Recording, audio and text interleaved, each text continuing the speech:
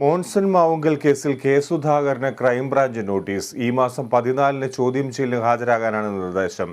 പുരാവസ്തു തട്ടിപ്പ് കേസിൽ അറസ്റ്റിലായ മോൺസണുമായി സുധാകരന് അടുത്ത ബന്ധമുണ്ടെന്ന് ആരോപണം ഉയർന്നിരുന്നു. വിശദാംശങ്ങളുമായി AT അശ്വതി ചേരുന്നു. അശ്വതി, സുധാകരന് മോൺസണുമായി എന്താണ് ബന്ധം? ഇപ്പോൾ ചോദ്യം ചെയ്യേണ്ട സാഹചര്യം എന്താണ്? ഫിജി, ഇത് വളരെ നേരത്തെ തന്നെ എടുത്ത ഒരു കേസാണ്. KPCC അധ്യക്ഷൻ കെ സുധാകരനെ രണ്ടാം പ്രതിയാക്കിക്കൊണ്ടാണ് ഇപ്പോൾ ക്രൈംബ്രാഞ്ച് കേസ് രജിസ്റ്റർ ചെയ്തിരിക്കുന്നത്. സുധാകരനോട് ഈ വരുന്ന ബുധനാഴ്ച കൊച്ചിയിലെ കളമശ്ശേരിയിലുള്ള ഓഫീസിൽ ചോദ്യം ചെയ്യലിന് ഹാജരാകണമെന്നാണ് നോട്ടീസിൽ അറിയിച്ചിരിക്കുന്നത്.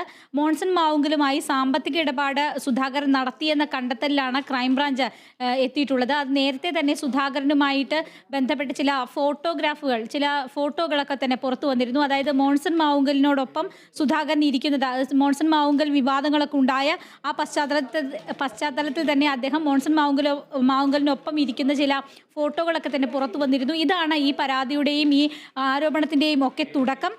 മോൺസൺ മാവുങ്കൽ പ്രതിയായ പുരാവസ്തു തട്ടിപ്പ് കേസിൽ പ്രതിയാക്കാനുള്ള നീക്കത്തിനെതിരെ ഈ വിഷയവുമായി ബന്ധപ്പെട്ട ആരോപണവുമായി ബന്ധപ്പെട്ട സുധാകരനും രംഗത്ത് വന്നിരുന്നു.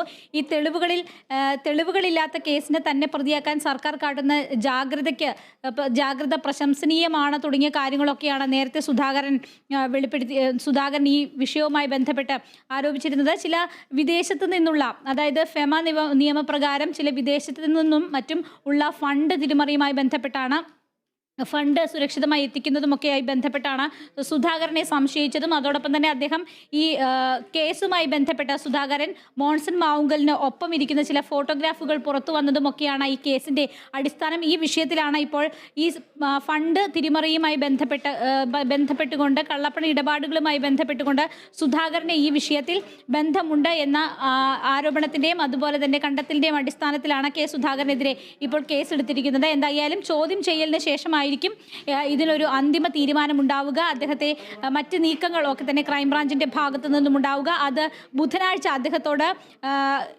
എറണാകുളത്തെ കളമശ്ശേരിയിലുള്ള ക്രൈംബ്രാഞ്ച് ഓഫീസിൽ എത്തണമെന്നാണ് ഇപ്പോൾ അദ്ദേഹത്തിന് നോട്ടീസ് നൽകിയിരിക്കുന്നത്. ഫിജി, ശരി അശ്വതി.